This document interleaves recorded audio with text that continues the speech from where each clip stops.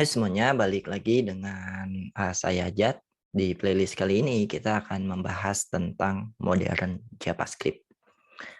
Kurang lebih ada 8 topik yang akan kita bahas pada playlist kali ini. Yang pertama kita akan mempelajari tentang variabel, lalu kita akan mempelajari tentang tipe data di JavaScript. Selanjutnya kita akan mempelajari tentang destructuring sebuah data di JavaScript. Lalu kita akan mempelajari tentang this keyword di JavaScript. Yang kelima, kita akan mempelajari tentang higher order function. Selanjutnya atau yang keenam, kita akan mempelajari tentang kelas di ES6 atau di JavaScript. Yang ketujuh, kita akan mempelajari JavaScript modules. Dan yang terakhir, kita akan mempelajari tentang promise. Kurang lebih 8 topik itu yang akan kita bahas pada playlist kali ini. Kalau teman-teman penasaran, di setiap topiknya ini apa aja sih yang akan dibahas, kita coba intip dulu di bagian intronya ini. Kita akan masuk ke bagian yang pertama, yaitu tentang variabel. Nah, di topik variabel ini kita akan mempelajari mulai dari bagaimana mendeklarasikan sebuah variabel, lalu kita juga akan mempelajari gimana memberi nama kepada sebuah variabel. Tentunya nama-nama yang proper. Lalu di bagian topik data types ini kita akan mempelajari tipe data yang primitif, ada number, string, boolean, dan juga kita akan mempelajari tipe data objek dan juga array. Oke, kita masuk ke topik yang ketiga, ke bagian destructuring. Nah, di bagian destructuring ini kita akan mempelajari gimana cara kita mendestructuring sebuah data objek, array, ataupun function result atau balikan dari sebuah function. Yang keempat, di topik yang keempat ini kita akan mempelajari tentang this keyword. Ini penting untuk dibahas. Kadang this keyword di JavaScript itu cukup membingungkan, jadi saya masukkan topik ini ke dalam playlist modern JavaScript. Nah, di topik this keyword ini kita akan mempelajari this keyword itu sendiri, lalu kita akan mempelajari sebuah arrow function dan juga bagaimana cara kita membinding sebuah disk di JavaScript. Di topik selanjutnya kita akan masuk ke bagian higher order function. Ini adalah sebuah konsep yang ada di JavaScript, di mana pada materi higher order function ini kita akan melihat built-in function dari JavaScript yang menggunakan konsep higher function. Nanti sehingga teman-teman bisa mengimplementasikan atau ketika ada kebutuhan untuk membuat sebuah function yang menggunakan konsep higher order function ini. Selanjutnya di topik selanjutnya kita akan mempelajari tentang kelas di JavaScript atau di ES6. Di mana di topik kelas ini kita akan belajar mulai dari bagaimana mendefinisikan sebuah kelas di JavaScript, lalu kita juga akan mempelajari sebuah method constructor. Kita akan mempelajari juga tentang kelas inheritance atau kelas turunan. Dan di topik kelas di JavaScript ini kita juga akan mempelajari tentang super method di JavaScript atau di kelas JavaScript.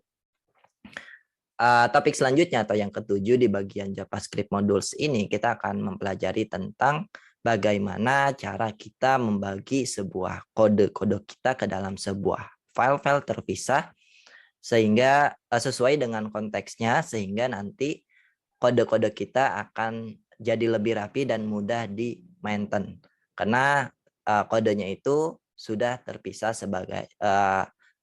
sudah terpisah ke dalam sebuah file berdasarkan konteksnya. Dan yang terakhir kita akan mempelajari tentang promise.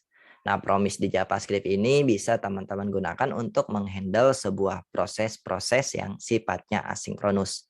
Kita akan membuat sebuah function yang mereturn sebuah promise atau secara manual. Nanti kita juga akan mempelajari tentang async await di JavaScript. Ini bentuk daripada promise di JavaScript di modern JavaScript ya. Jadi fitur baru ada yang namanya async await. Nah, kurang lebih topik-topik itu yang akan kita bahas pada playlist kali ini. Sampai ketemu di video berikutnya.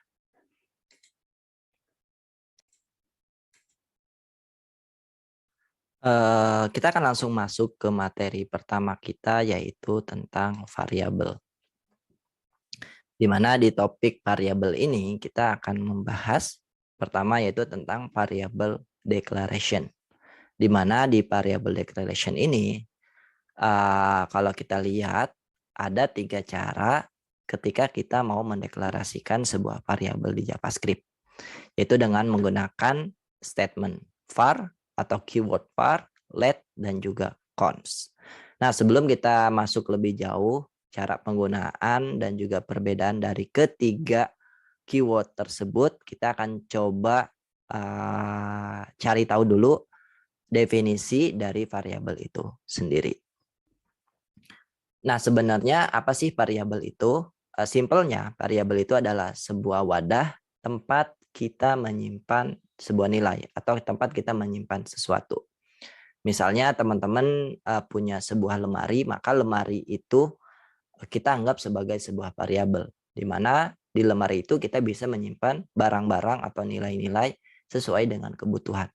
Nah, begitupun dengan variabel. Jadi variabel ini adalah sebuah tempat yang bisa kita gunakan untuk menyimpan sebuah nilai atau value. Nah, itu definisi dari variabel. Nah, selanjutnya bagaimana cara kita membuat variabel di JavaScript? Nah, seperti yang udah kita singgung di awal, kita bisa menggunakan keyword var, let, dan juga cons. Nah, kalau teman-teman penasaran bagaimana cara menggunakannya dan apa saja sih perbedaan dari ketiga keyword tersebut, kita akan langsung masuk ke bagian demonya. Nah, untuk demo di sini saya sudah siapkan sebuah folder kosong.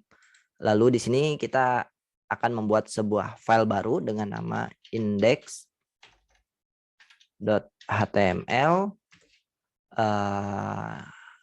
Kita akan membuat sebuah HTML5 di sini.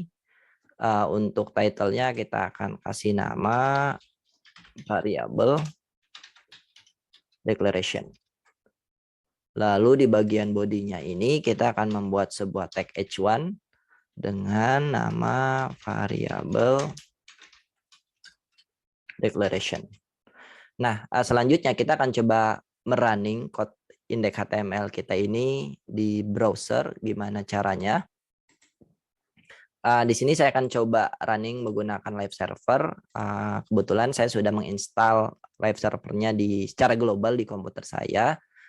Jadi saya akan menggunakan command line. Nah, buat teman-teman yang belum menginstal, silahkan install live servernya terlebih dahulu.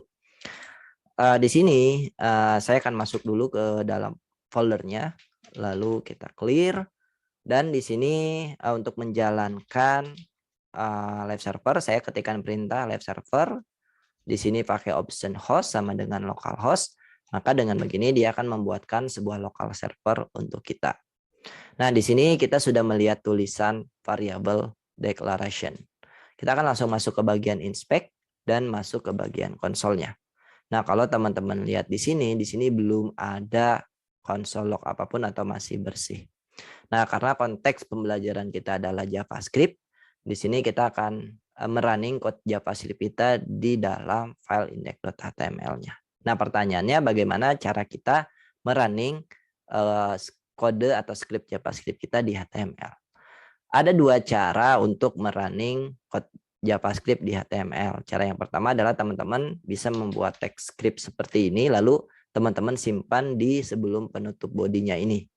Lalu teman-teman bisa ketikkan perintah atau kode-kode JavaScript-nya di sini. Misalnya kita akan coba buat sebuah console log sederhana. Di sini hello world. Nah, kalau teman-teman lihat di sini kita melihat tulisan hello world di bagian konsolnya. Nah, ya sesederhana ini cara kita merunning code JavaScript di HTML.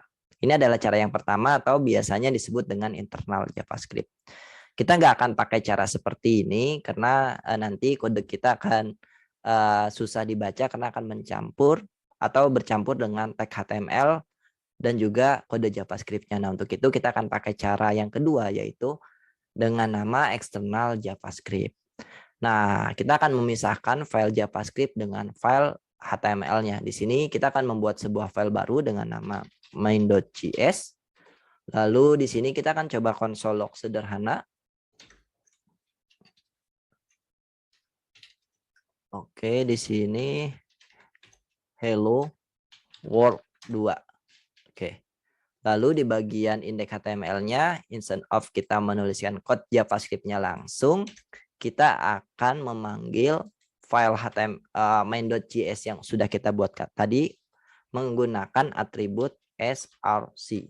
Lalu kita arahkan ke file main.js-nya atau file JavaScript yang sudah kita buat tadi.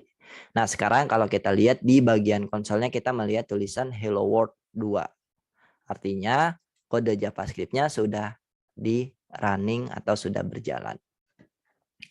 Nah, itu dia dua cara untuk merunning code JavaScript di HTML. Kita akan langsung masuk ke bagian file main.js-nya, dan untuk file index.html-nya karena nggak kita pakai lagi, jadi kita akan close biar VS Code-nya jadi lebih clear, dan untuk MD-nya juga di sini kita akan close biar VS Code-nya jadi clear. Nah, kita akan langsung masuk ke topik pembahasan kita, yaitu bagaimana cara kita mendeklarasikan variabel di JavaScript. Seperti yang sudah kita singgung di awal bahwa ada 3 cara untuk mendeklarasikan variabel di JavaScript, yaitu dengan menggunakan keyword var, let, dan juga cons. Oke, kita akan coba bahas satu persatu. Yang pertama, kita akan coba deklarasikan variabel menggunakan var. Jadi untuk mendeklarasikan variabel, teman-teman bisa menggunakan keyword var lalu nama variabelnya. Misalnya di sini kita akan membuat sebuah variabel x. Nah, sesederhana ini untuk mendeklarasikan sebuah variabel. Ini sudah selesai untuk mendeklarasikan variabel. Kalau teman-teman mau lihat nilai daripada x-nya itu apa, kita bisa konsol, lalu kita masukkan nilai x-nya. Maka kalau kita lihat di sini nilainya dia masih undefined atau tidak dikenali. Kenapa? Karena di sini kita baru membuat lemarinya atau baru membuat sebuah variabel. Tapi kita belum memasukkan nilainya, sehingga konsolnya ini akan menjadi undefined.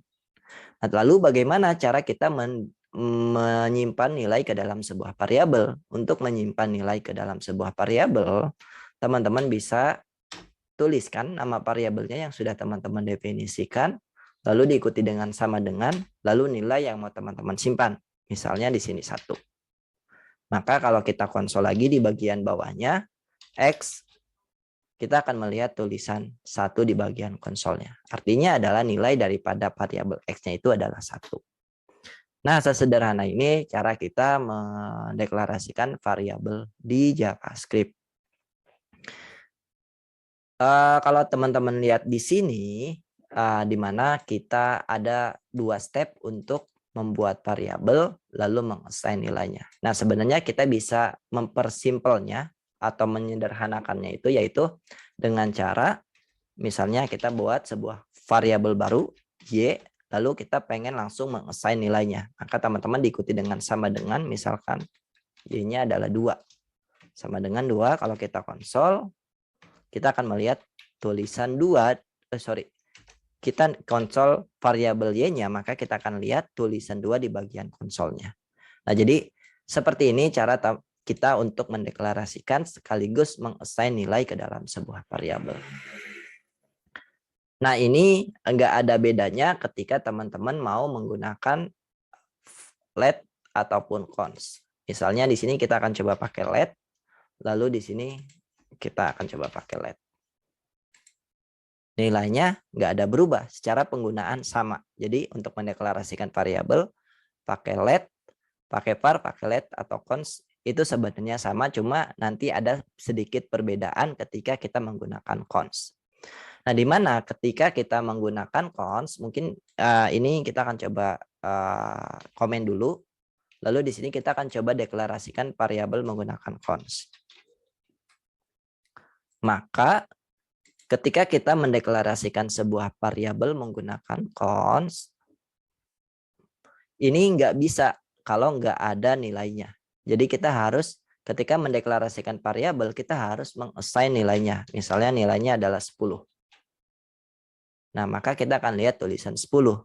Tapi dia nggak lanjut ke codingan berikutnya. Kenapa? Karena variabel yang kita deklarasikan menggunakan const ini, kita nggak bisa ganti nilainya atau value-nya. Jadi ketika kita membuat sebuah variabel menggunakan const, maka nilainya itu tidak bisa diganti atau tetap sepanjang jalannya program. Jadi teman-teman harus hati-hati ketika mendeklarasikan variabel. Var, let, dan juga const. Nah, itu adalah perbedaan pertama antara var, let, dan juga const. Mungkin biar lebih jelas, saya akan coba di sini membuat sebuah komentar.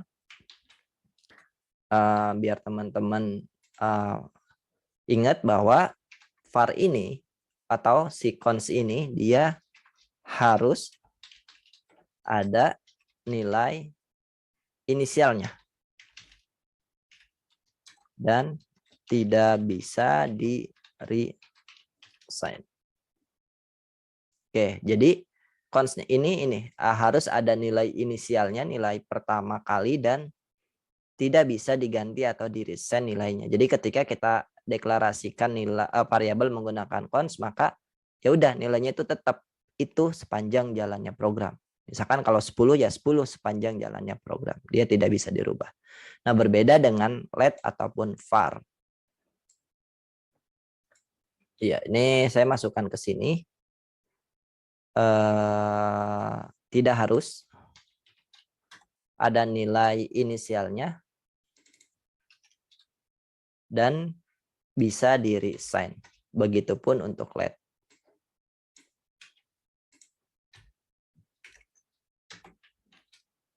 Oke, ini adalah perbedaan pertama. Lalu, apakah ada perbedaan lain selain perbedaan yang ini? Ada satu lagi perbedaan antara var, let, dan juga const. Nah, kita akan masuk ke bagian var terlebih dahulu di sini. Mungkin biar lebih jelas, kita akan di sini aja. Terus yang kedua.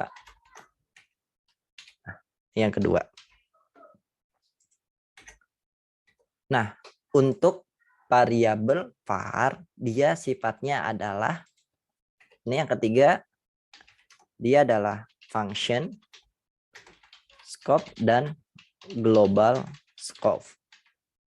Ini maksudnya apa? Maksudnya adalah kalau kita lihat di sini, kita akan ambil contoh menggunakan variabel X. Oke, biar lebih clear, kodenya akan coba saya hapus. Lalu di sini saya akan coba deklarasikan variabel menggunakan var. Misalnya di sini kita akan coba buat X-nya itu adalah 1, lalu kita akan membuat sebuah kondisi.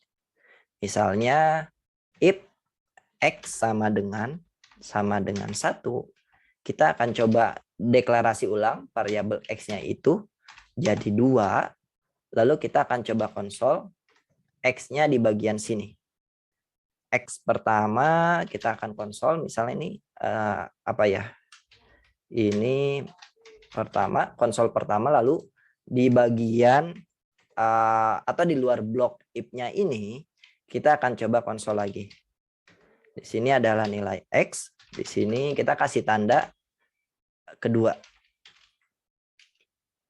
Kita akan lihat perbedaannya. Kalau kita lihat ketika kita mendeklarasikan sebuah variabel dengan nilai variabel X dengan nilai 1, lalu kita akan kasih kondisi. Ini namanya block scope. Ini satu scope. Satu scope itu adalah satu kurung kurawal ini. Lalu di dalam kurung kurawal ini atau di dalam if statement-nya ini, kalau X-nya ini sama dengan 1, dia otomatis akan masuk ke sini karena X-nya adalah 1. Kita akan mendeklarasikan variabel X lagi, nilainya adalah 2. Ketika kita konsol di sini, maka X-nya itu adalah 2. Jelas, ini 2. Tapi ini akan mempengaruhi nilai yang di luar skopnya ini. Si variabel X yang pertama ini. Ketika kita konsol yang di luar, nilai X-nya pun berubah jadi 2. Kalau teman-teman lihat di sini. Nah, ini adalah sifat daripada si keyword var, di mana variabelnya itu bersifat global. Jadi, walaupun dia beda skop, dia akan tetap terpengaruhi nilainya. Nah, jadi hati-hati ketika teman-teman mendeklarasikan sebuah variabel. Jadi sifat daripada si X-nya, sifat daripada variabelnya, keyword var-nya ini adalah sifatnya global scope. Jadi walaupun kita deklarasikan variabel X di dalam scope-nya ini, dia akan mempengaruhi di scope yang lain. Gitu. Jadi hati-hati. Nah, ini sifat daripada keyword var.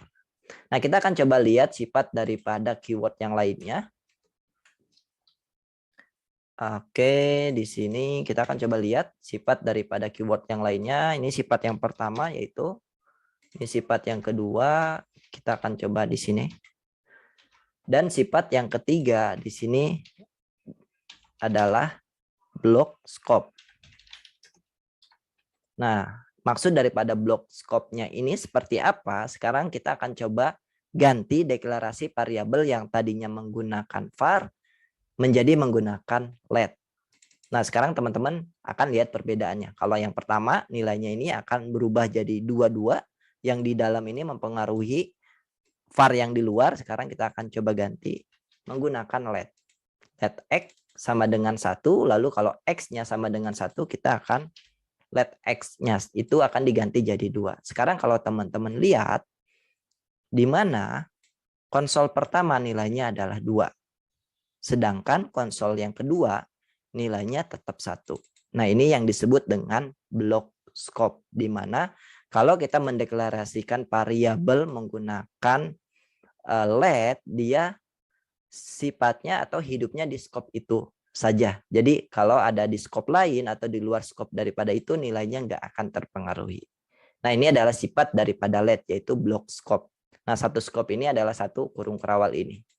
Ini satu scope gitu. Jadi konsol pertama dia nilainya adalah 2 dan konsol kedua adalah nilainya 1, di mana 1 ini adalah dari sini. Jadi nilai pertamanya atau nilai X-nya ini tetap tidak terpengaruhi walaupun kita mendeklarasikan variabel dengan nama yang sama lalu nilainya beda. X yang pertama ini tidak terpengaruhi, ketika kita konsol nilainya tetap. Nah, itu adalah sifat daripada si keyword let.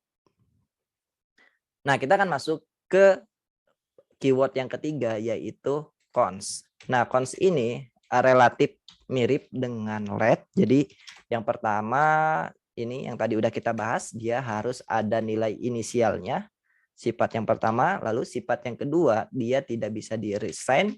Dan sifat yang ketiga adalah dia juga sifatnya block scope. Kita copy aja.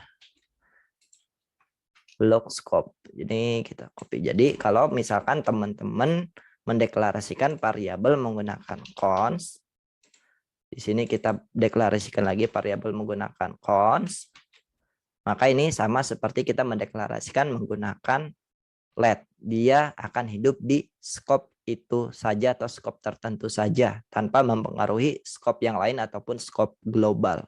Dimana kalau kita lihat di sini, konsolog pertama nilainya 2, tentu ini diambil dari sini.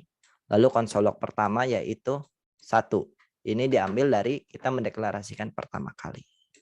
Itu adalah 3 sifat atau 3 perbedaan daripada ketiga keyword untuk mendeklarasikan variabel di JavaScript. Jadi saya coba akan recap. Var ini sifatnya adalah function scope dan juga global scope. Jadi hati-hati ketika nilai atau teman-teman mendeklarasikan variabel menggunakan var, karena dia nilainya akan terpengaruhi walaupun kita mendeklarasikan variabel baru dengan nama yang sama di scope yang berbeda. Dia bisa di-reassign dan ketika kita membuat atau mendeklarasikan variabelnya tidak harus ada initial value-nya. Oke, itu untuk var. Lalu untuk let ini, dia yang pertama, sifat yang pertama yaitu ketika kita mendeklarasikan variabel menggunakan let, dia tidak harus ada nilai inisialnya, lalu dia bisa di-reassign atau nilainya bisa kita ganti, dan dia sifatnya adalah block scope. Dia ketika kita mendeklarasikan variabel di scope tertentu, maka dia akan hidup di scope itu saja, tanpa mempengaruhi scope yang lain. Nah, itu untuk let. Lalu untuk cons, nah ketika kita mendeklarasikan variabel menggunakan cons, yang pertama kita harus langsung menulis nilai inisialnya. Jadi kita nggak bisa memasukkan nilai undefined atau tanpa menulis nilai inisialnya itu apa, maka dia akan error. Oke, lalu sifat yang kedua dari cons ini adalah dia tidak bisa di-reassign. Ini tentu berbeda dengan let dan juga var ya. Let dan var dia bisa di-reassign, tapi untuk cons dia tidak bisa di-reassign. Jadi hati-hati teman-teman untuk mendeklarasikan variabel menggunakan cons. Jadi pertimbangkan mana emang nilai-nilai atau variabel-variabel yang emang nilainya tidak akan pernah berubah sepanjang jalannya program. Jadi teman-teman bisa menggunakan cons ini. Dan dia juga sifatnya adalah block scope sama seperti let. Ketika kita mendeklarasikan variabel menggunakan cons di scope tertentu, maka dia akan hidup di scope itu aja. Nah, itu dia cara kita mendeklarasikan variabel di JavaScript menggunakan ketiga keyword tadi, yaitu var, let, dan juga cons. Dan kita juga sudah lihat perbedaan dari ketiganya. Oke, itu dia untuk videonya atau untuk materi daripada variable declaration. Kita akan lanjut ke materi berikutnya.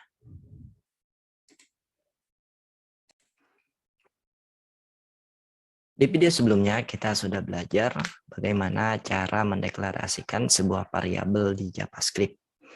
Nah, kali ini kita akan masuk ke materi baru yaitu tentang naming variabel. Jadi ada beberapa aturan dalam membuat sebuah variabel atau menamai sebuah variabel. Aturan yang pertama, kita akan langsung masuk ke bagian dokumentasinya. Di sini ada yang namanya reserve keyword. Nah, jadi ada keyword-keyword atau ada kata-kata yang emang tidak bisa kita gunakan dalam membuat sebuah variabel.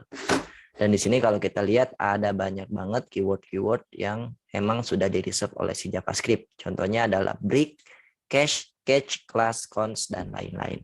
Nah, sekarang saya akan coba contohkan kalau misalkan kita membuat sebuah variabel dengan keyword yang sudah di-reserve oleh si JavaScript. Misalkan di sini kita akan membuat sebuah variabel menggunakan let, terus nama variabelnya adalah cons 10. Maka kalau kita lihat di bagian VS Code-nya atau di bagian text editor kita melihat garis merah di bagian bawahnya atau ada warning bahwa deklarasinya tidak diizinkan karena keyword cons ini sudah di-reserve oleh si JavaScript. Begitupun misalkan kalau kita teman-teman mau coba pakai kata-kata yang misalkan do, nah ini juga nggak bisa. Ini bakalan ada warning atau bakalan ada error. Begitupun kalau teman-teman lihat di bagian konsolnya bahwa ini tidak diizinkan dalam membuat sebuah variabel menggunakan keyword-keyword yang sudah di-reserve. Kalau teman-teman juga mau membuat sebuah variabel menggunakan kata let, ini nggak bisa. Ini akan muncul error, begitupun dengan var. Gitu.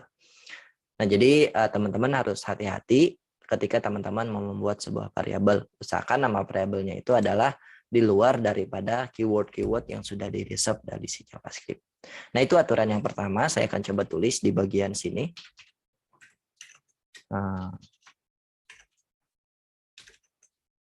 Kita pakai komentar seperti ini.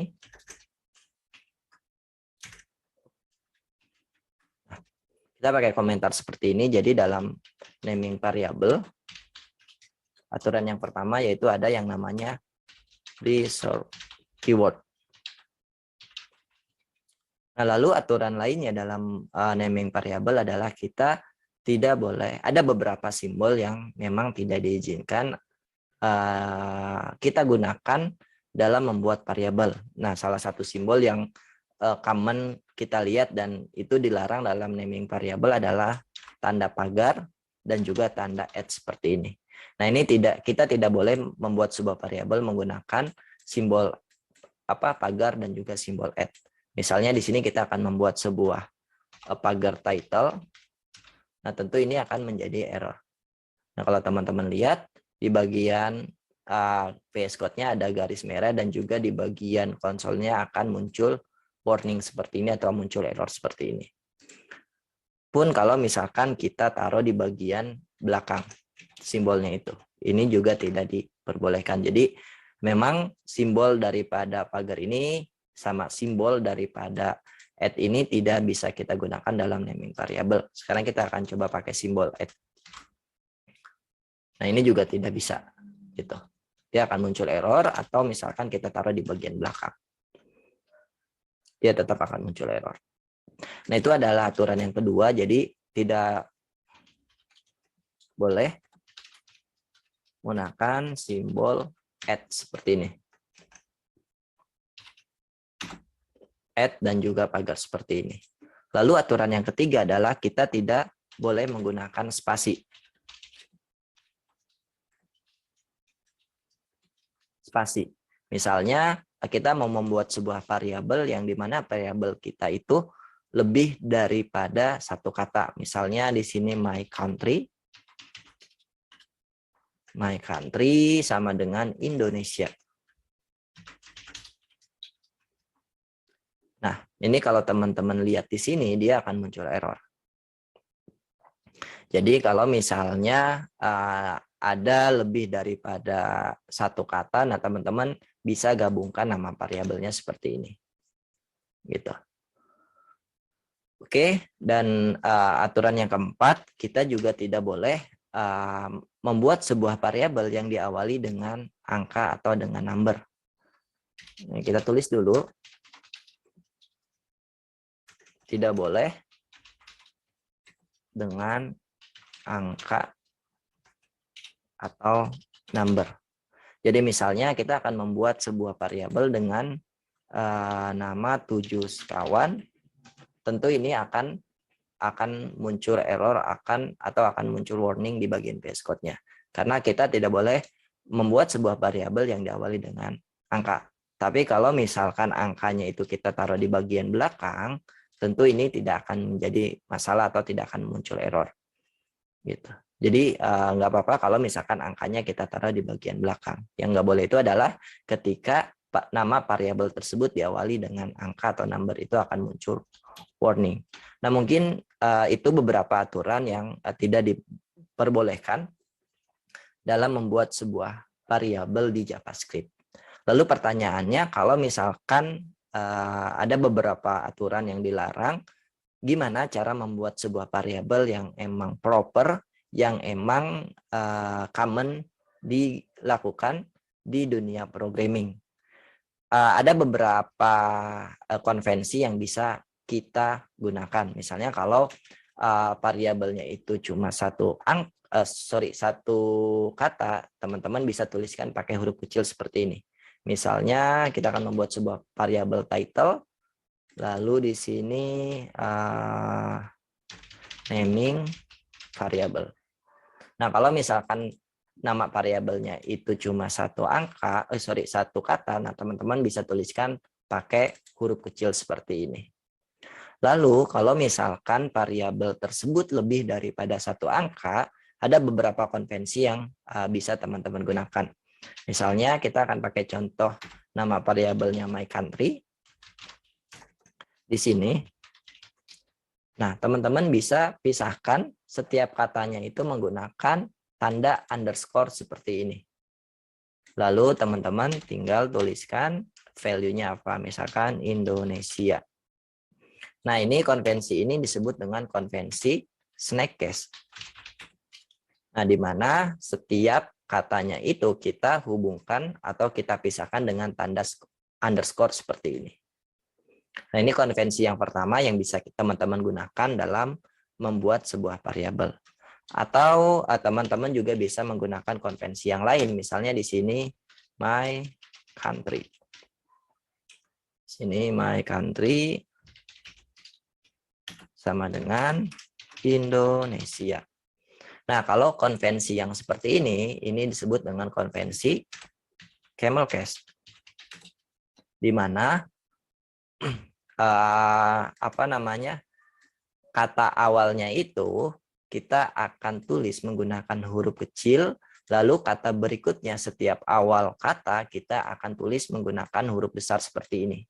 My country misalkan is gitu, dan lain-lain. Nah, jadi konvensi yang seperti ini disebut dengan konvensi camel case. Jadi teman-teman bisa menggunakan snake case atau camel case.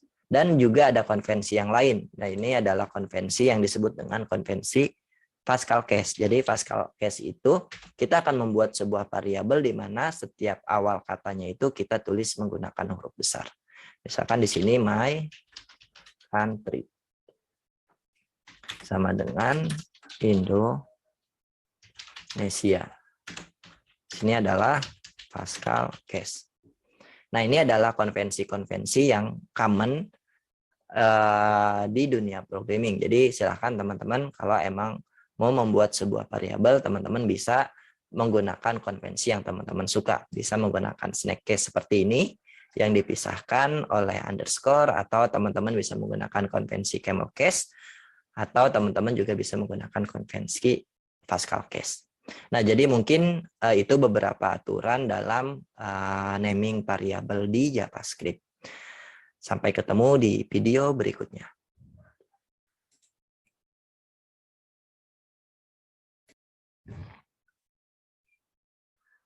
Kali ini kita akan masuk ke topik pembahasan kita yang kedua, yaitu data types di JavaScript atau tipe data yang ada di bahasa pemrograman JavaScript. Di sini kita akan fokus ngebahas 3 data types atau 3 tipe data yang paling common atau yang paling umum, yaitu number, string, dan juga boolean. Nah, untuk bagian array dan juga objek nanti kita akan bahas di video terpisah. Saya udah buka website dokumentasi daripada JavaScript-nya di mozilla.org. Di sini bisa teman-teman lihat kalau emang teman-teman mau mempelajari langsung dari dokumentasinya. Ada bagian JavaScript, data types, dan juga data structure. Nah, di mana setiap bahasa pemrograman memiliki sebuah data struktur bawaannya masing-masing. Tapi kadang bahasa pemrograman yang satu dengan bahasa pemrograman lainnya itu memiliki perbedaan. Nah, untuk itu di video ini kita akan bahas yang paling common atau yang paling umum. Kalau teman-teman lihat di sini di bagian data JavaScript types, di bagian primitive values sebenarnya ada lebih dari 3 tipe data yang ada. Ada boolean, null, undefined, number, big integer, string, dan juga simbol. Kita nggak akan bahas semuanya seperti yang udah kita mention atau yang udah saya mention sebelumnya, bahwa kita akan ngebahas 3 aja yang paling umum atau yang paling common, yaitu boolean, number, dan juga string. Nah, kalau teman-teman penasaran bentuk data atau tipe datanya seperti apa, di sini juga sudah dikasih lihat untuk meng-assign sebuah nilai ke dalam sebuah variabel. Misalkan kita pengen variabel tersebut bernilai angka, ya udah kita tinggal masukkan aja nilai atau angkanya ke dalam variabel. Lalu kalau misalnya teman-teman mau meng-assign sebuah nilai string atau tipe data string ke dalam sebuah variabel, nah teman-teman bisa lihat contohnya di sini. Teman-teman bisa bungkus nilainya itu ke dalam atau di dalam sebuah petik. Tanda petik ya, bisa petik 1 atau petik 2 ataupun backtick. Nanti kita akan lihat detailnya di bagian demo. Lalu untuk tipe data boolean, nah di sini boolean ini dia cuma memiliki 2 nilai, yaitu true dan juga false, atau bernilai benar atau bernilai salah. Jadi kalau teman-teman mau meng-assign sebuah nilai boolean ke dalam sebuah variabel, jadi teman-teman bisa tuliskan nilainya itu bernilai true atau bernilai false. Nah, mungkin itu sekilas tentang data types primitif, beberapa data types primitif di JavaScript yang common digunakan di bahasa pemrograman ya. Nah, kita akan langsung masuk ke bagian demonya. Di sini kita akan buka project yang sudah kita buat di video sebelumnya. Mungkin untuk di bagian MD-nya ini karena sudah nggak kita pakai lagi, kita akan close. Lalu kita akan langsung buka di bagian main.js-nya ini. Seperti biasa, saya akan coba running programnya menggunakan live server. Kita akan masuk dulu ke app, foldernya saya ganti biar lebih pendek nama foldernya. Lalu di sini kita coba jalankan pakai live server localhost. Nanti dia akan membuatkan sebuah local server untuk kita. Nah, oke, kita sudah lihat tulisannya di sini masih variable declaration. Harusnya kita sedang belajar data types di JavaScript ya, tapi nggak apa-apa. Fokus kita ke bagian JS-nya. Seperti biasa kita akan langsung masuk ke bagian konsolnya. Di sini mungkin biar lebih jelas kita akan coba hapus semua datanya atau kita blok aja karena nggak kita pakai. Terus kita akan masuk ke bagian bawah. Nah, sekarang di bagian konsolnya karena codingannya sudah kita komen, code-nya sudah kita komen, kita nggak ngelihat konsol apapun. Nah, di sini seperti yang sudah kita lihat sebelumnya di bagian dokumentasinya, ketika kita mau membuat sebuah variabel yang bernilai string, maka kita harus bungkus nilainya itu menggunakan tanda petik. Misalnya di sini let fu sama dengan belajar data types. Nah, ini teman-teman bisa bungkus nilainya itu menggunakan petik 2 atau petik 1 ya. Misalkan kita akan contohkan di sini let bar sama dengan belajar data types apa nih? JavaScript misalkan. JavaScript. Nah, ini juga teman-teman bisa bungkus nilainya di dalam tanda petik 1 atau tanda petik 2. Nah, di sini ketika kita sudah bungkus dia ke dalam sebuah tanda petik, sebenarnya kita juga bisa memasukkan angka atau simbol, misalkan part 2. Nah, walaupun di sini ada angka, nah nanti dia bakalan terbaca sebagai sebuah string. Kenapa? Karena tadi kita sudah bungkus nilainya itu di dalam sebuah tanda petik 1 atau tanda petik 2. Maka dengan otomatis programnya atau bahasa pemrograman JavaScript bakal menganggap bahwa ini adalah tipe data string. Sekarang kita akan coba console log bagian FU-nya. Ini sorry ke bawah, biarin aja. Nah, sekarang kalau kita lihat lihat tulisan belajar data types. Lalu kalau kita mau konsol juga log misalkan bar. Nah, di sini kita juga bisa lihat belajar data type JavaScript part 2. Nah, itu dia cara kita mendeklarasikan sebuah variabel dengan nilai string. Jadi kita bisa bungkus nilainya pakai petik 1 atau pakai petik 2 ya. Gitu. Ini enggak jadi masalah petik 1 atau petik 2. Nah, sebenarnya teman-teman juga bisa menggunakan yang namanya backtick di sini. Ini pun sama aja sebenarnya fungsinya. Nanti dengan begini JavaScript akan menganggap bahwa ini adalah sebagai sebuah string gitu. Jadi bisa petik 1, petik 2 ataupun backtick. Nah, kalau misalkan teman-teman ada kebutuhan dan pengen menggabungkan dua buah variabel di JavaScript itu seperti apa sih? Nanti kita akan coba lihat di sini.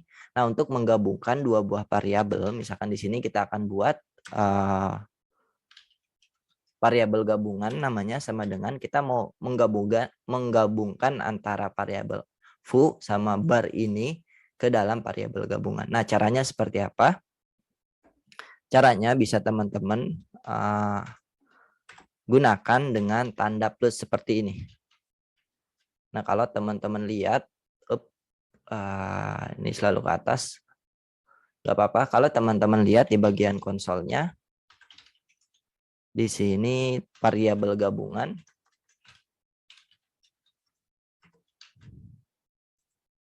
Nah, kalau teman-teman lihat di sini, kita sudah ngelihat konsol ketiganya adalah belajar data types JavaScript part 2.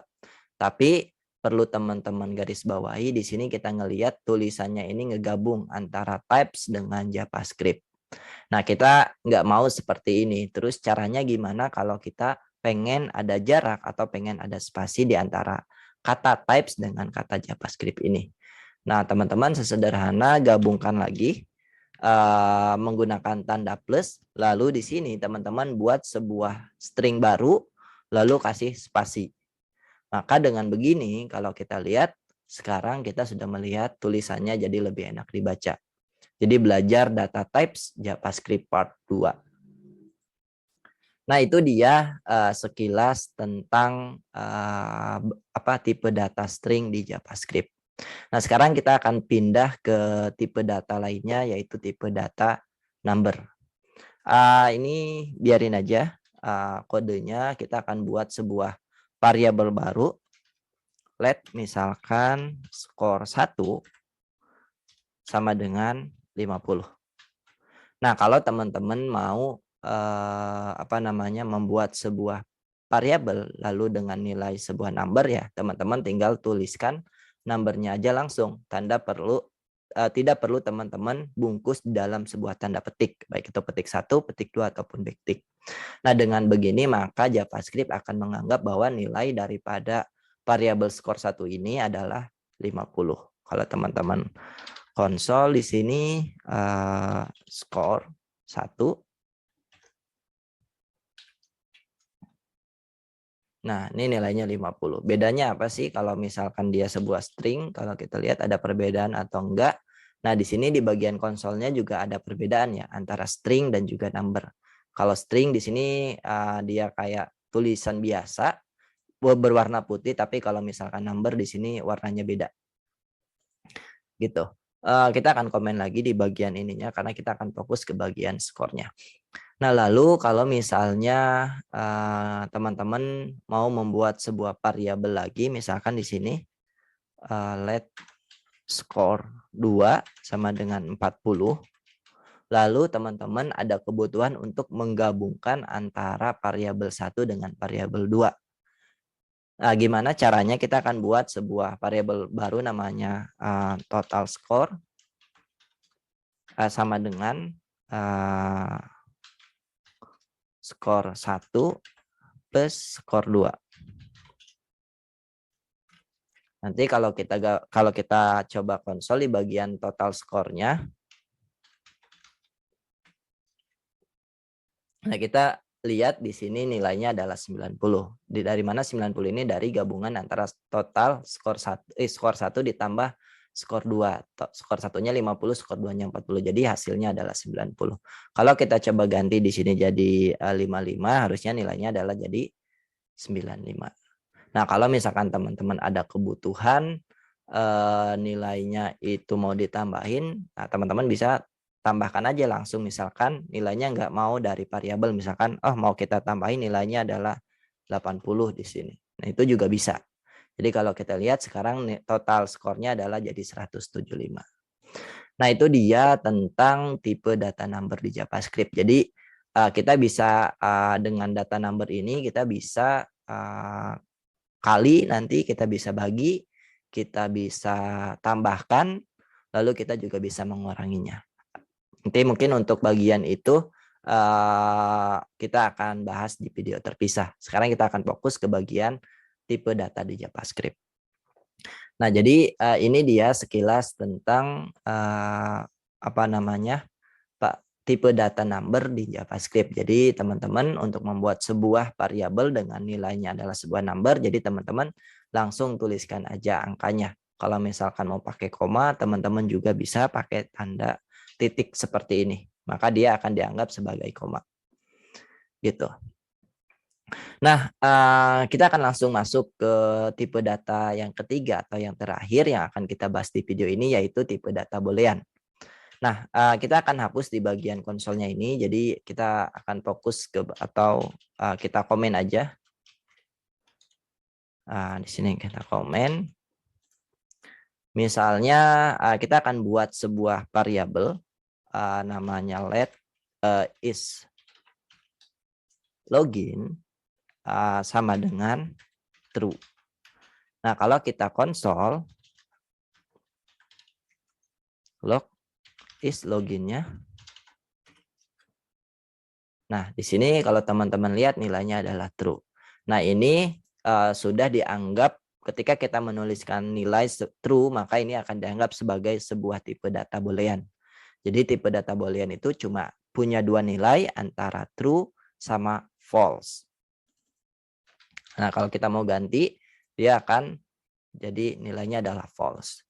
Nah, ingat untuk menuliskan tipe data boolean, teman-teman juga nggak boleh membungkusnya di dalam sebuah kutip, baik itu kutip 1, kutip 2, ataupun backtick. Nanti kalau teman-teman bungkus, misalnya kita akan bungkus kata false ini di dalam sebuah kutip, maka secara otomatis JavaScript akan menganggap bahwa tipe data ini adalah tipe data string. Walaupun di sini katanya ada false, tapi karena kita bungkus di dalam sebuah kutip, maka secara otomatis JavaScript akan menganggap datanya itu adalah data string, bukan data boolean. Nah, biasanya kegunaan daripada tipe boolean ini seperti yang teman-teman lihat di sini untuk menunjukkan apakah contohnya itu untuk menunjukkan kondisi, apakah kondisi itu bernilai benar atau bernilai salah. Jadi cuma punya dua kondisi. Nah, itu kegunaan daripada tipe data boolean. Jadi misalkan kondisi bernilai salah atau bernilai benar, misalkan apakah user ini sudah login atau belum. Oke, kalau misalkan sudah login, kita punya sebuah variabel is login, ya udah kita akan ganti nilainya itu jadi sebuah true. Kalau misalkan dia belum login, kita bisa gunakan nilainya adalah sebuah false. Atau contoh lainnya kegunaan daripada tipe data boolean ini digunakan untuk untuk mengecek kayak misalkan teman-teman punya sebuah toko e-commerce terus ada yang order. Nah, nanti apakah ordernya ini sudah dibayar atau belum? Nanti teman-teman bisa gunakan tipe data boolean di data tersebut gitu. Jadi itu kegunaan daripada tipe data boolean. Jadi untuk menunjukkan apakah nilainya itu bernilai true atau bernilai false gitu. Bernilai benar atau bernilai salah. Nah, kalau misalkan angka seperti yang udah teman-teman tahu ya, di kehidupan sehari-hari kita menggunakan tipe data angka ini untuk sesuatu yang emang bisa kita jumlahkan, kita kalikan, kita bagikan, atau kita kurang gitu. Nah, untuk tipe data string ini sama untuk membuat kayak misalkan deskripsi, title, name misalkan, dan lain-lain. Nah, kita bisa menggunakan tipe data string. Nah, itu dia sekilas tentang tipe data primitif di JavaScript. Tapi kita nggak bahas semuanya, kita bahas beberapa aja yang common digunakan, yang emang juga umum ada di bahasa pemrograman lainnya. Jadi yang udah kita bahas ada tipe data string, number, dan juga boolean. Oke, itu aja materinya. Sampai jumpa di video berikutnya.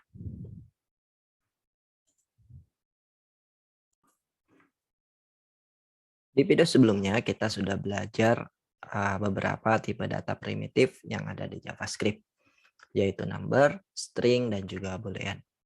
Kali ini kita akan belajar tipe data yang lain atau bisa disebut adalah tipe data terstruktur, yaitu array. Apa itu array? Kita akan langsung masuk ke website dokumentasinya di sini di mozilla.org. Simpelnya, array itu adalah sebuah deret atau sebuah baris yang dimana bisa kita gunakan untuk menyimpan beberapa data di dalam satu array ini. Misalnya ketika kita ada kebutuhan untuk membuat sebuah kumpulan daripada buah-buahan, nama buah-buahan. Nah, nanti teman-teman bisa simpan datanya itu di dalam sebuah array. Atau contoh lainnya adalah ketika misalnya teman-teman punya kebutuhan untuk menyimpan list of student. Nah, nanti teman-teman bisa simpan data tersebut di dalam sebuah array. Nanti kalau kita lihat di bagian dokumentasinya ini, data array itu dibungkus di dalam sebuah kurung kotak, lalu kita masukkan data apa yang mau kita simpan. Nah, antara data satu dengan data lainnya dipisahkan dengan tanda koma. Nah, sekilas itu tentang array. Nanti kita akan pelajari lebih jauh gimana sih cara kita membuat array, misalkan lalu nanti memanipulasinya menggunakan metode-metode yang udah ada di JavaScript. Kita akan langsung masuk ke bagian demonya, di mana di sini kita sudah siapkan atau saya sudah siapkan sebuah project dari video sebelumnya.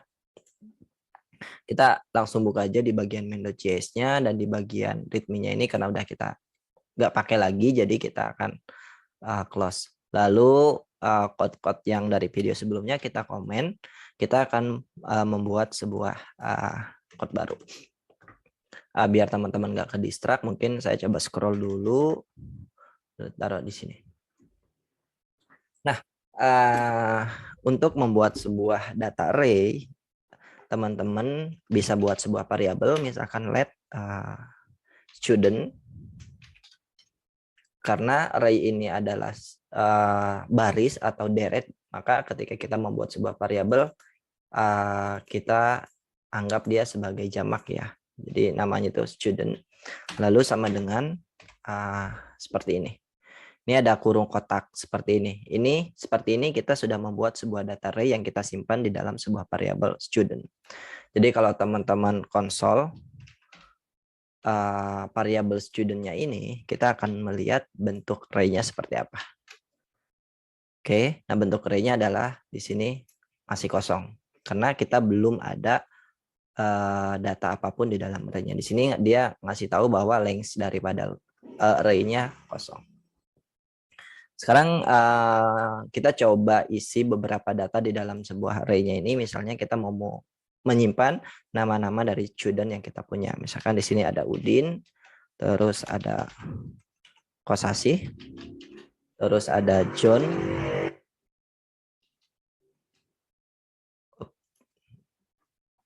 Nah, sekarang kalau kita lihat di bagian konsolnya, kita sudah melihat data array kita, di mana data array-nya itu ada Udin, ada Kosasi, dan juga ada John.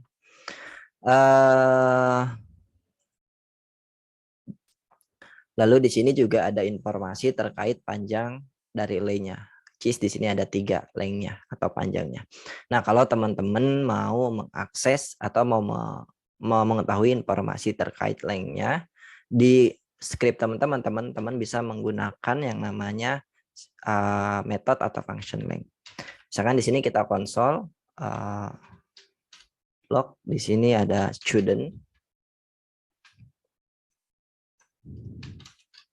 sama dengan atau dot length, maka ketika kita konsol kita dapat informasi daripada length-nya ini. Di sini adalah 3 sesuai dengan yang ada di konsol sebelumnya.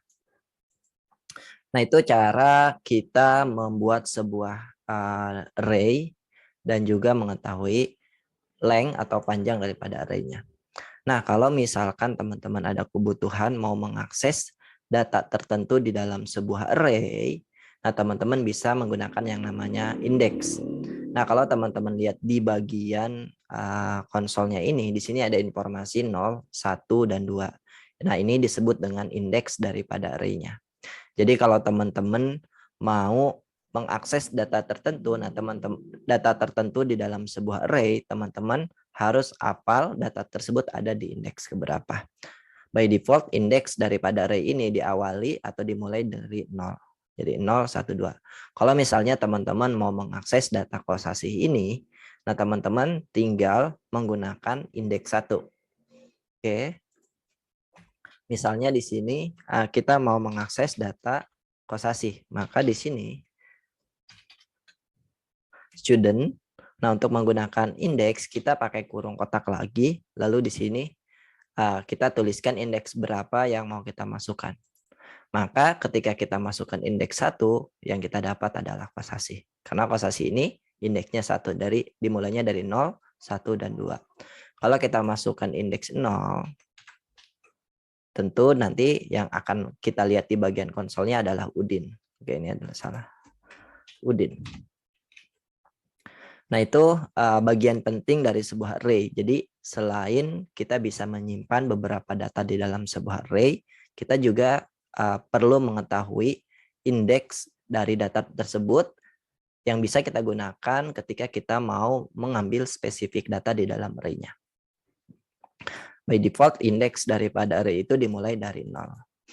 Oke, kita udah belajar cara mendeklarasikan sebuah data array, mengambil length-nya, sama kita juga mengambil spesifik data di dalam sebuah array menggunakan indeks. Sekarang kita akan balik ke bagian dokumentasinya. Untuk bagian loop kita bakalan skip dulu. kita akan masuk ke bagian fungsi-fungsi yang bisa kita gunakan untuk memanipulasi array-nya ini. Misalnya, ketika kita sudah punya list of student di sini, kita pengen menambahkan data baru ke dalam list of student-nya ini atau variable student-nya ini. Nah, teman-teman bisa menggunakan function atau metode push ini. Oke, sekarang kita contohkan aja. Kita konsol atau di sini kita buat student.push. Lalu kita masukkan data barunya apa? Misalkan di sini kita mau memasukkan data baru namanya atau student baru namanya do. Sehingga kalau setelah kita masukkan data barunya, kalau kita konsol student, kita balik ke tab aplikasi kita. Di sini bisa teman-teman lihat konsol pertama kita baru memiliki 3 data. Di sini ada Udin, Kosasi, dan juga John. Lalu setelah kita melakukan push di line code 62 ini, kita push data baru namanya do, baru kita ngelihat bahwa data do ini sudah masuk atau sudah bergabung ke data sebelumnya. Jadi yang tadinya array kita berisi 3, sekarang array kita sudah berisi 4. Karena do ini sudah bergabung ke dalam array-nya. Nah, jadi sederhananya adalah kita bisa menggunakan metode push ini ketika kita mau menambahkan data ke dalam sebuah array. Oke, kita akan balik lagi ke bagian dokumentasinya. Nah, selain kita bisa menambahkan data ke dalam sebuah array, kita juga bisa menghapus data yang ada di dalam array. Nah, di sini ada metode yang namanya pop. Nah, pop ini digunakan ketika kita mau menghapus data di dalam sebuah array. Tentunya data yang dihapus adalah data yang terakhir. Sekarang kita coba contohkan. Mungkin beberapa konsol daripada code-nya di sini saya akan komen dulu. Lalu di sini kita akan coba contohkan pakai pop student. Lalu kita pop, kita invoke. Lalu sekarang kita konsol. .log. Di sini kita coba masukkan atau kita masukkan data studentnya.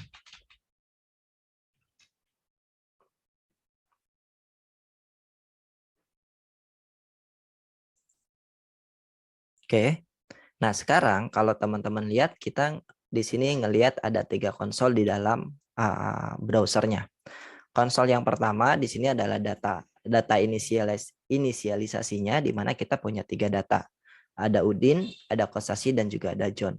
Lalu di line 62 ini kita menggunakan metode push untuk memasukkan data baru namanya yaitu John. Sehingga data array kita akan berubah menjadi 4. Yang tadinya 3 jadi 4. Dan setelah itu kita menggunakan metode pop untuk menghapus data terakhir yang ada di dalam array. Sehingga hasil konsolnya adalah array kita yang tadinya 4 sekarang berkurang 1 sehingga jadi 3 di sini. Do-nya ini jadi kehapus lagi. Nah, jadi teman-teman bisa menggunakan pop ini untuk menghapus data terakhir di dalam sebuah array. Nah, mungkin itu beberapa metode atau function yang bisa teman-teman gunakan untuk memanipulasi array. Tentu bukan cuma ada metode ini aja, sebenarnya ada metode-metode yang lain yang bisa teman-teman gunakan di dalam JavaScript-nya untuk memanipulasi array. Misalnya di sini ada shift ini digunakan untuk menghapus data di dalam sebuah array tapi data awal, data pertama. Lalu di sini juga kita bisa menambahkan menggunakan unshift. Unshift ini digunakan ketika teman-teman mau menambahkan data di awal array-nya. Kalau push itu data di akhir, kalau unshift ini data di awal. Nah, nanti teman-teman bisa coba sendiri, dan di sini juga ada splice. Splice ini digunakan untuk nge-remove secara spesifik data apa yang mau kita remove. Nah, mungkin kita akan next ke topik yang lain setelah kita mempelajari beberapa metode atau function yang bisa kita gunakan untuk memanipulasi array-nya. Mungkin teman-teman ada pertanyaan, bisa nggak sih kita memasukkan sebuah data yang variatif ke dalam sebuah array. Misalnya di sini kalau teman-teman perhatikan datanya adalah string semua.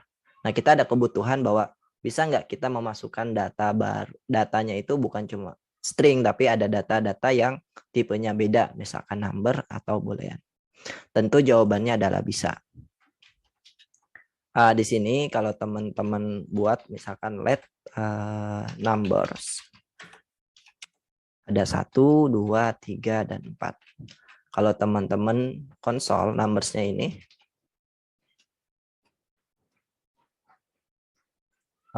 kita masukkan.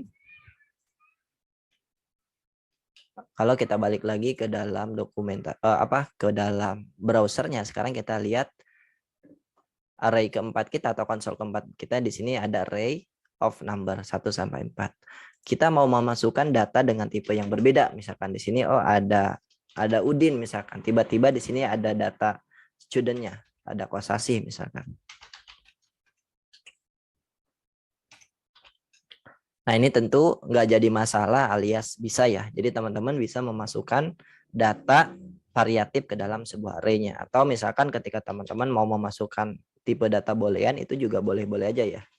True atau false. Kalau kita lihat di bagian konsolnya, di sini kita lihat tipe data di dalam sebuah array-nya sekarang udah variatif. Ada number, ada string, dan juga ada boolean. Tapi sesuai dengan kebutuhan kita di dalam sebuah programming, sebenarnya array itu kan adalah sebuah baris atau sebuah deret. Nah, biasanya data yang disimpan di dalam satu array itu datanya setipe. Kayak misalkan list of student atau list of buah-buahan. Nah, kita kelompokkan di dalam sebuah array. Jadi teman-teman biasanya hal-hal yang kayak gini tuh nggak common dilakukan di dalam programming ya. Jadi kalau teman-teman mau membuat sebuah array, biasanya data yang disimpan di dalam array itu adalah data-data yang sejenis. Misalkan di sini ada list of student, lalu di sini ada list of number gitu. Dan seterusnya. Seperti itu. Lalu mungkin teman-teman bertanya lagi, Kak, bisa nggak sih kalau misalnya kita punya data array, lalu di dalam array itu kita punya array lagi? Jawabannya adalah bisa. Dan case untuk array di dalam array itu kegunaannya untuk apa? Kegunaannya adalah itu bisa digunakan ketika kita mau membuat sebuah kayak papan catur atau permainan papan lainnya. Contoh misalnya di sini kita akan membuat sebuah let board, variable board yang dimana dia isinya adalah sebuah array. Lalu di dalam array-nya dia berisi array lagi. Misalkan kita mau membuat sebuah papan catur.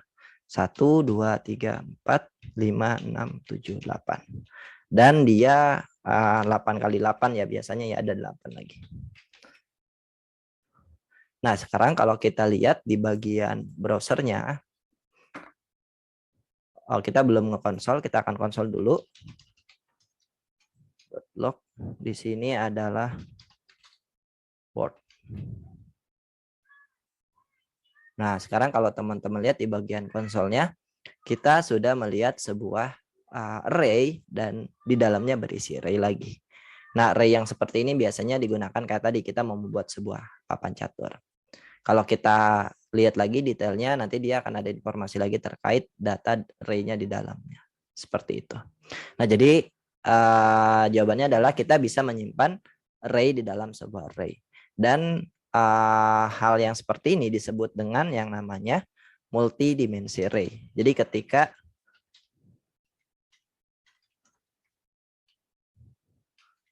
ada array di dalam array itu disebut dengan multidimensi array. Nah, mungkin itu aja materi tentang array-nya. Jadi balik lagi kita recap sedikit. Array itu adalah sebuah baris atau sebuah deret yang bisa kita gunakan untuk menyimpan beberapa data sekaligus yang sejenis. Misalkan kayak list of student, terus list of numbers dan lain-lain. Lalu selain dia bisa menyimpan data-data yang sejenis, tipe data yang bisa disimpan di dalam sebuah array juga bisa variatif ya. Bisa number, bisa apapun sebenarnya, number, string, boolean, bahkan array itu sendiri kita simpan di dalam array juga bisa. gitu. Dan JavaScript sendiri ada beberapa metode yang bisa digunakan untuk memanipulasi array-nya. Di sini bisa kita menggunakan push untuk menambahkan data baru ke dalam array-nya, atau pop untuk menambahkan atau menghapus data di dalam sebuah array-nya. Dan ada metode-metode lainnya yang bisa teman-teman pakai di dalam JavaScript untuk memanipulasi array-nya. Jadi teman-teman silahkan explore sendiri, karena belajar yang baik itu adalah belajar langsung dari dokumentasinya. Ini cuma bridging aja. Nah, itu dia untuk materi array-nya. Kita akan sampai ketemu di video berikutnya.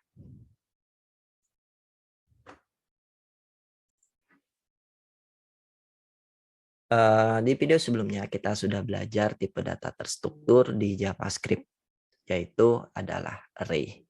Nah, kali ini kita akan belajar tipe data terstruktur lainnya yang ada di JavaScript, yaitu adalah objek. Kita akan langsung masuk ke website dokumentasinya untuk tahu apa sih objek itu. Jadi simpelnya objek di JavaScript itu adalah sebuah properti yang dimana propertinya itu berasosiasi atau berhubungan antara key dengan value. Yang tujuan dari objek ini adalah menyimpan data yang variatif untuk mencirikan karakteristik dari sebuah data atau dari sebuah objek. Basically objek di JavaScript ini sama dengan objek di dunia nyata.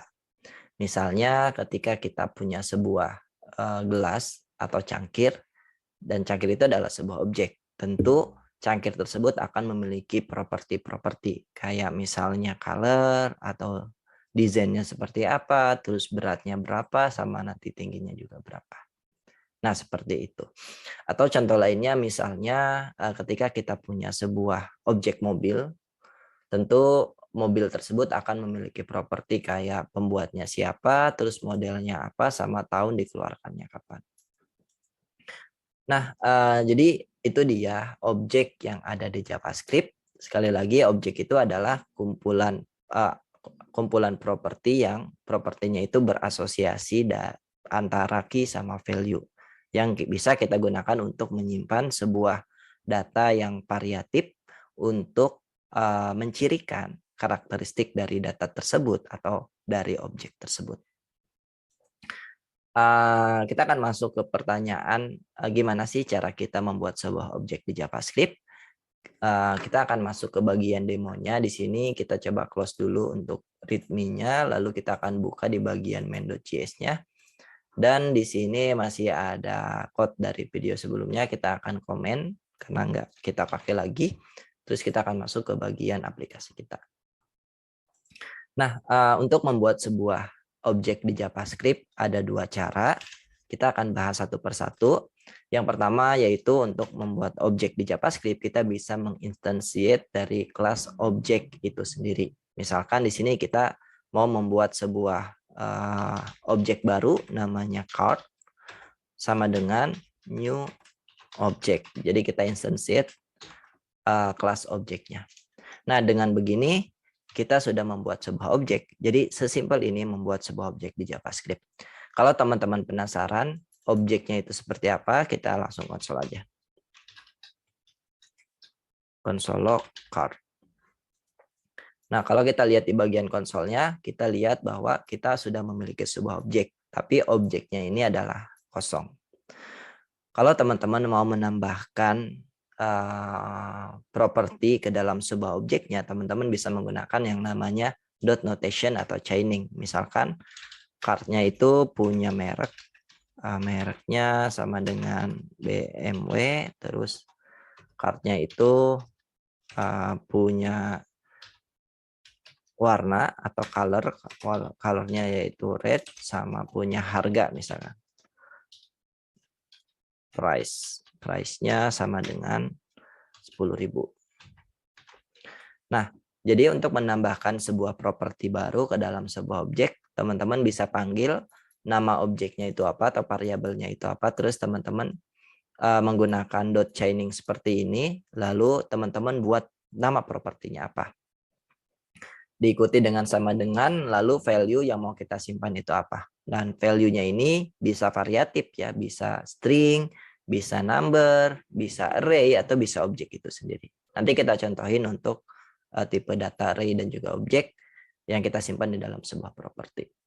Nah, jadi sesimpel ini untuk membuat sebuah objek di JavaScript, teman-teman bisa melakukan instantiate dari kelas objeknya, lalu kalau teman-teman mau menambahkan properti baru, teman-teman tinggal panggil nama objeknya apa, diikuti dengan titik atau chaining, lalu nama propertinya apa, diikuti dengan sama dengan, dan value yang mau teman-teman simpan itu apa.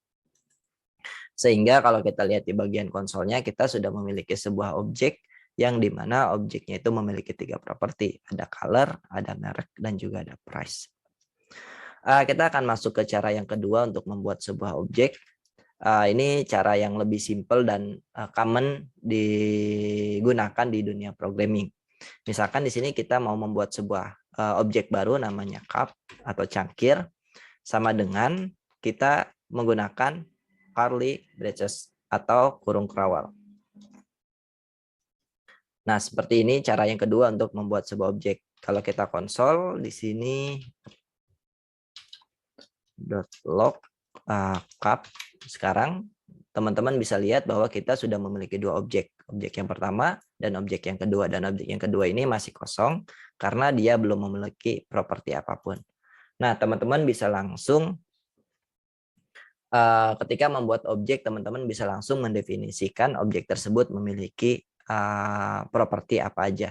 Misalkan cup ini memiliki properti color, terus colornya misalkan yellow, terus dia punya properti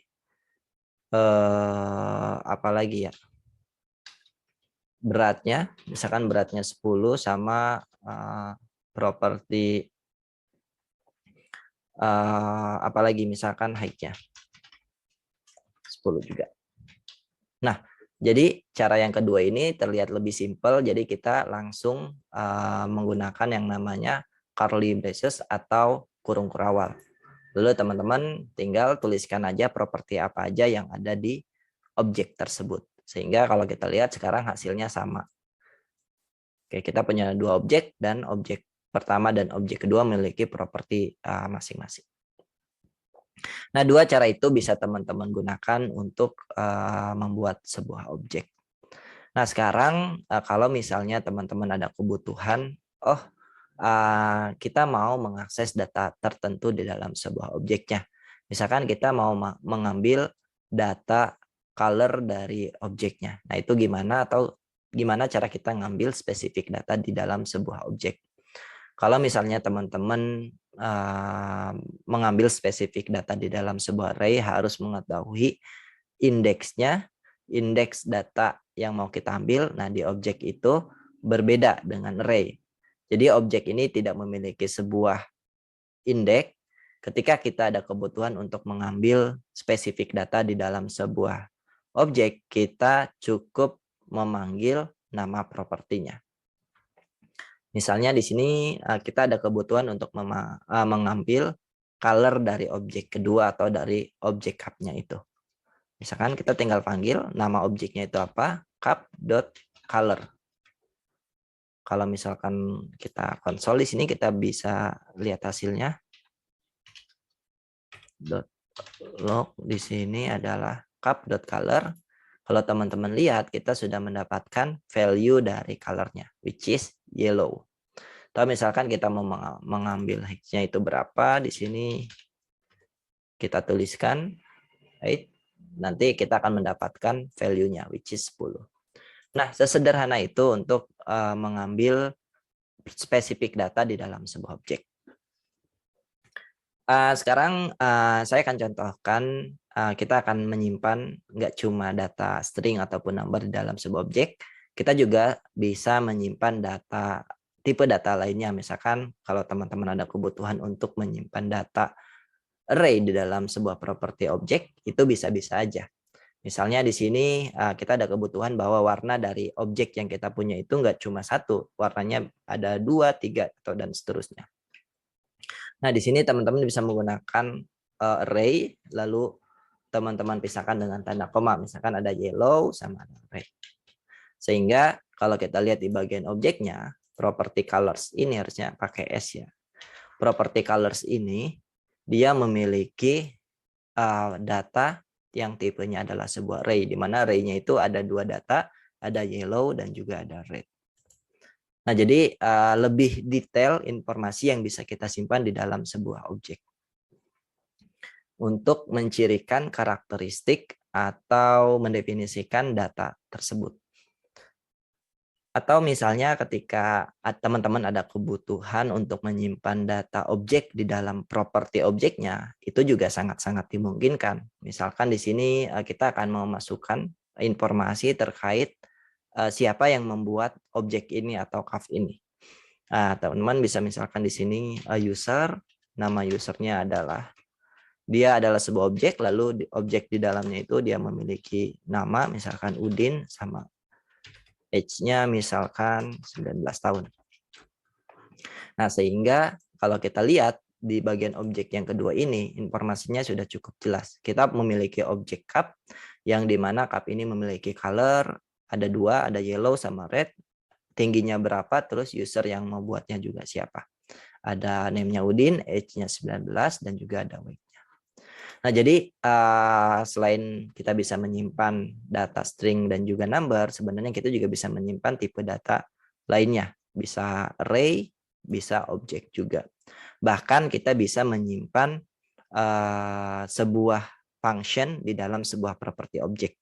Jadi balik lagi, properti yang ada di dalam sebuah objek itu kayak semacam variabel yang bisa kita gunakan untuk menyimpan data-data tertentu. Nah, mungkin itu aja untuk materi daripada objeknya. Kita coba recap sedikit untuk membuat sebuah objek di JavaScript ada 2. Jadi teman-teman bisa menginstansiate kelas objeknya dari JavaScript atau menggunakan curly braces atau kurung kurawal seperti ini. Terus untuk menambahkan properti baru di dalam sebuah objek, teman-teman bisa menggunakan dot notation atau chaining. Panggil nama objeknya apa, diikuti dengan titik, lalu nama properti yang mau teman-teman buat, dan value yang mau teman-teman assign. Ini kayak kita nge-send sebuah value ke dalam sebuah variabel. Dan untuk mengambil spesifik data di dalam sebuah objek, teman-teman bisa menggunakan chaining atau dot notation seperti ini, lalu diikuti dengan properti apa yang mau teman-teman ambil. Sehingga kita bisa langsung mengambil value dari properti tersebut. Dan data yang bisa disimpan di dalam sebuah objek itu sangat variatif, bisa array, bisa number, bisa string, dan bisa objek itu sendiri. Nah, itu dia untuk materi objeknya. Sampai ketemu di video berikutnya. Kita akan masuk ke topik ketiga kita di playlist Modern JavaScript ini, yaitu tentang destructuring. Nah, apa itu destructuring? Kita akan langsung masuk ke bagian website dokumentasinya di mozilla.org. Di sini dijelaskan bahwa destructuring syntax di JavaScript adalah sebuah ekspresi yang memungkinkan kita untuk membongkar atau mengeluarkan nilai atau value dari array atau dari properties dari sebuah objek ke dalam sebuah variabel yang berbeda. Misalnya di sini, let's say kita punya sebuah array yang dimana isinya itu ada angka 10 dan juga 20. Dan kita pengen mengeluarkan nilai tersebut ke dalam sebuah variabel yang berbeda. Sehingga kita bisa buat seperti ini. Jadi ada A, B. Sehingga kalau kita konsol A-nya, kita akan mendapatkan nilai 10. Lalu kalau kita konsol B-nya, kita akan mendapatkan angka 20.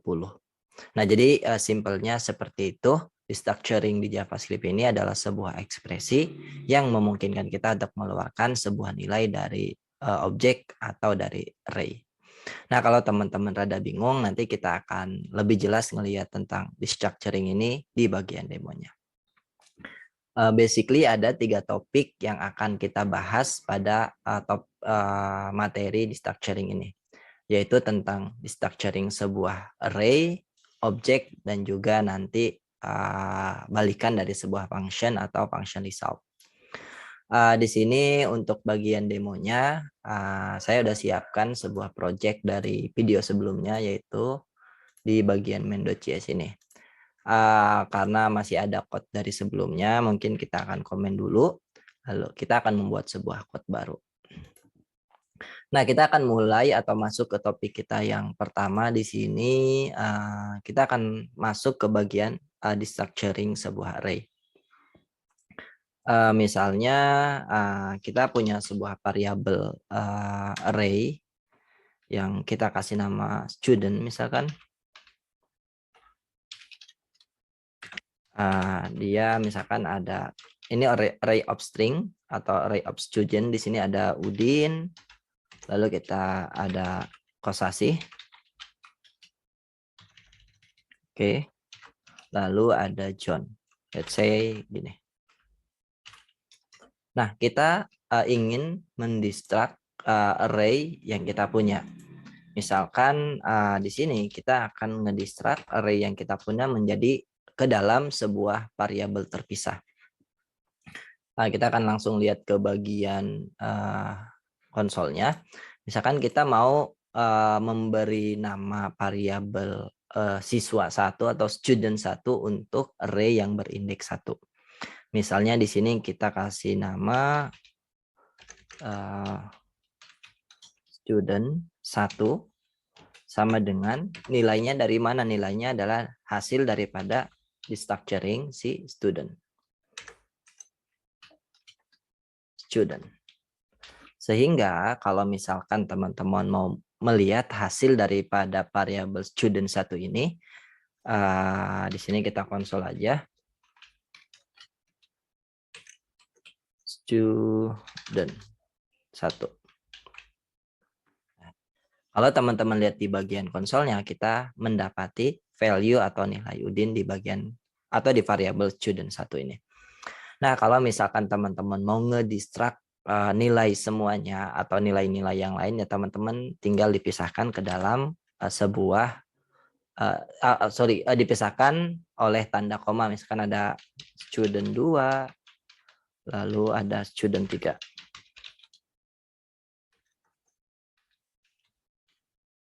Student 3.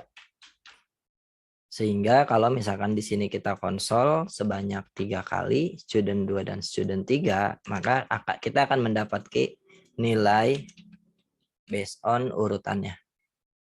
Student. Oke, di sini salah, harusnya student nama variabelnya. Nah, ada Udin, Kosasih, dan juga John.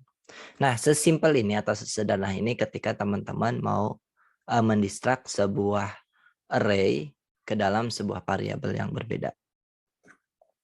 Nah, jadi ini bisa disesuaikan kebutuhan ketika teman-teman punya array dan ternyata teman-teman mau yang mau kita ambil misalkan nilai daripada indeks ke nolnya. Ya udah, kita cukup ngedistract satu value aja seperti ini.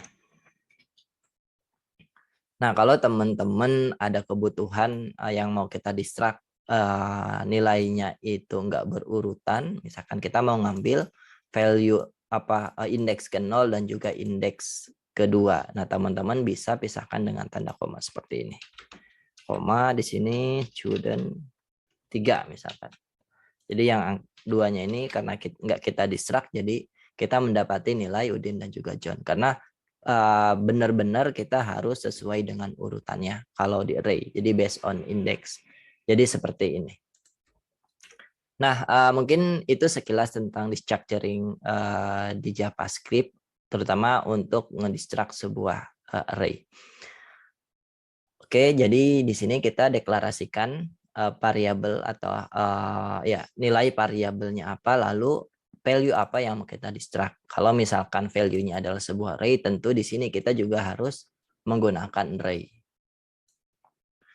Nah, untuk nama variabelnya tentu di sini bebas disesuaikan dengan kebutuhan teman-teman. Jadi kalau misalkan teman-teman punya list of fruits atau list of buah-buahan, ya disesuaikan. Misalkan ada buah 1, buah 2, dan seterusnya. Jadi teman-teman, intinya destructuring itu adalah membongkar atau mengeluarkan sebuah nilai dari objek ataupun dari array. Nah, ini contoh untuk destructuring array, kita akan lihat gimana sih cara kita nge-destructuring sebuah objek atau array destructuring. Oke, di sini mungkin kita akan komen dulu karena nggak kita pakai, jadi kita akan fokus ke bagian gimana cara kita sekarang masuk ke topik pembahasan kita yang kedua, gimana cara kita nge-destructuring sebuah objek. Let's say di sini kita punya objek users, ada property name, misalkan name-nya Udin. Terus di sini objeknya ini punya property age, misalkan 19. Lalu sama ada property address. Addressnya let's say di Jakarta. Nah, ketika teman-teman mau structuring sebuah objek, ini mirip-mirip dengan array. Jadi teman-teman buat dulu variabel deklarasinya. Dan teman-teman tentukan, teman-teman mau nge-destruct dari value atau tipe data apa. Kalau misalkan dari tipe data objek, ya teman-teman harus bikin objeknya. Kalau teman-teman sumbernya itu atau source-nya itu adalah tipe array, teman-teman harus buat. Bentuknya itu adalah array. Misalkan di sini, kita mau nge-destruct name. Lalu, misalkan di sini kita tentukan sumbernya dari mana. Kita akan nge-destruct property name dari objek users. Sehingga kalau kita konsol di bagian name-nya ini, kita akan mendapati nilai Udin. Nah, seperti itu. Nah, kalau teman-teman butuh data-data yang lain di dalam destructuring-nya ini, misalkan teman-teman mau mengambil age, teman-teman tinggal deklarasiin aja propertinya atau variabelnya. Age. Nah, 19 kita dapat di sini value-nya adalah 19. Dan juga ada name-nya adalah Udin. Kalau misalkan teman-teman juga mau nge-destruct sebuah address atau alamatnya, tentu ini bisa ya. Gitu. Jadi di sini ada address. Nah, jadi ada Udin, 19 dan juga Jakarta. Nah, ini cara kita nge-destruct sebuah objek di JavaScript. Jadi dengan seperti ini, ketika teman-teman ada kebutuhan mengambil nama atau salah satu properti di dalam sebuah objek, teman-teman bisa nge-destruct-nya. Sehingga ketika kita mau menggunakan value atau variable name-nya ini, kita nggak perlu lagi nested atau memanggil ulang-ulang si objeknya itu sendiri. Jadi kita langsung ambil propertinya. Nah, bedanya dengan array, kalau array itu tadi based on index, kalau ini benar-benar based on property. Jadi ketika teman-teman butuh name sama age, ya udah name sama address, kita nggak perlu memisahkan dengan tanda koma terus kita kasih space kosong. Jadi di sini cukup seperti ini. Jadi ada name, ada address. Gitu. Atau teman-teman ternyata butuhnya cuma address saja, ya udah teman-teman cukup destruct bagian property addressnya aja. Nah, tentu kita nanti akan dapat Jakarta seperti ini. Kalau misalnya di dalam sebuah objek ternyata teman-teman pengen nama variabelnya itu custom sesuai dengan kebutuhan, kita nggak mau menggunakan properti bawaan dari objeknya. Misalnya di sini kita punya properti address dan kita nggak mau nama variabelnya itu address. Nah, di objek ini kita bisa membuat yang namanya alias. Gitu. Jadi di destructuring objek ini kita bisa kasih alias. Misalkan address ini kita akan kasih alias alamat. Nah, jadi nanti teman-teman untuk menggunakannya ini, menggunakan variabelnya ini, teman-teman gunakan aliasnya. Jadi address ini kita ganti jadi alamat. Sehingga kalau kita lihat di bagian konsolnya, kita lihat Jakarta. Dan kalau teman-teman mau mengaliaskan properti yang lain ketika nge-destructuring, tentu caranya sama aja. Misalkan di sini kita mau nge-destruct age, terus age ini kita mau ganti jadi umur. Misalnya di sini jadi alamat sama umur. Atau kita konsol 2 kali aja di sini. Nah, di bagian konsolnya kita akan dapat Jakarta sama 19. Jadi kita bisa mengcustom nama variabel sesuai dengan kebutuhan kita. Enggak kita harus mengikuti properti yang ada di dalam objeknya gitu.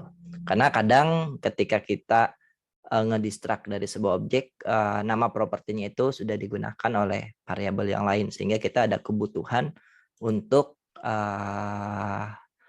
mengganti nama propertinya itu biar namanya nggak tabrakan. Maka disinilah alias hadir untuk bisa kita menghandle masalah tersebut. Nah itu tentang destructuring objek. Jadi ada destructuring array tadi udah kita bahas. Sekarang kita sudah ngebahas tentang destructuring sebuah objek dan kita juga bahas sedikit tentang alias. Sekarang kita akan masuk ke topik pembahasan yang ketiga. Di sini kita komen dulu karena nggak kita pakai.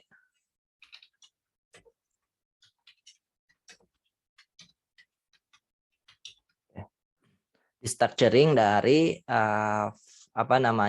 return sebuah function. Jadi misalnya ketika teman-teman punya sebuah function get users, ini sebuah function biasa, kita buat functionnya dulu, function, misalkan dia nge-return, ini kita kasih nama get user, dia nge-return sebuah objek misalnya.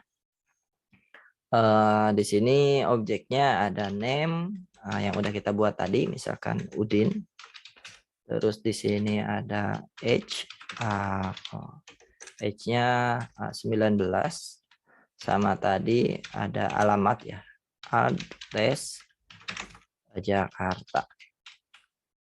Nah, gimana kita kalau kita mau ngedistract sebuah balikan dari function? Sebenarnya basically sama ketika kita ngedistract sebuah array atau sebuah objek.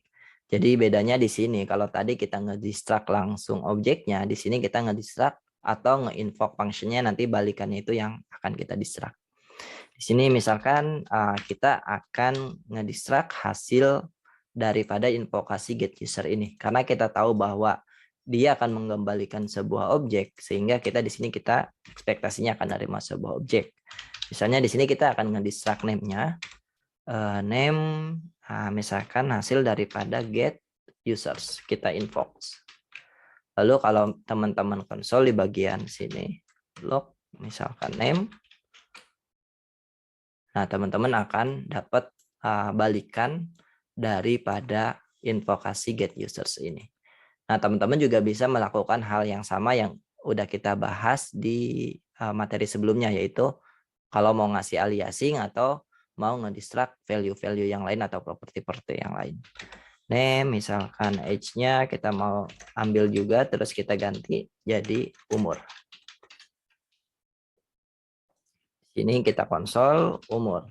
Sekarang kalau teman-teman lihat di bagian konsolnya kita dapat name-nya Udin sama age-nya adalah 19 atau umurnya adalah 19.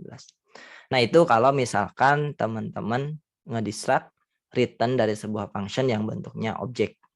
Nah, kalau teman-teman punya sebuah function yang balikannya adalah sebuah array, misalkan function di sini get student,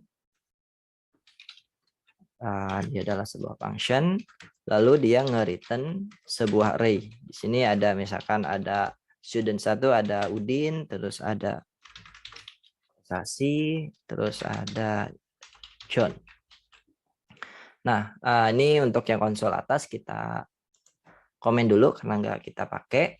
Lalu kalau teman-teman mau ngedistract balikan daripada fungsi get student ini, karena kita tahu bahwa balikannya adalah sebuah array, maka di sini kita bisa ekspektasi nanti balikannya adalah array. Jadi misalkan kita mau ngambil value yang pertama aja atau value pertama dari sebuah array-nya. Misalkan di sini kita akan kasih nama student 1, sama seperti teman-teman ngedistract sebuah array. Di sini bedanya source-nya itu kita harus nge-invoke sebuah function. Misalkan di sini get student, kita invoke.